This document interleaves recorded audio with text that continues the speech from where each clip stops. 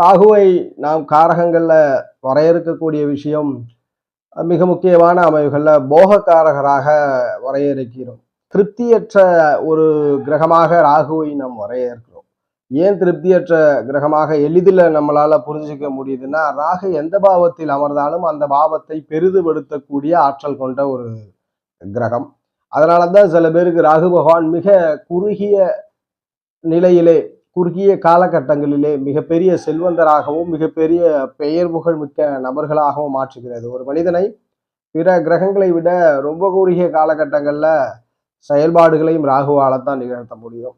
அதுபோல் ராகுவை கரும்பாம்பாக முன்னோர்கள் வரையறுக்கிறார்கள்.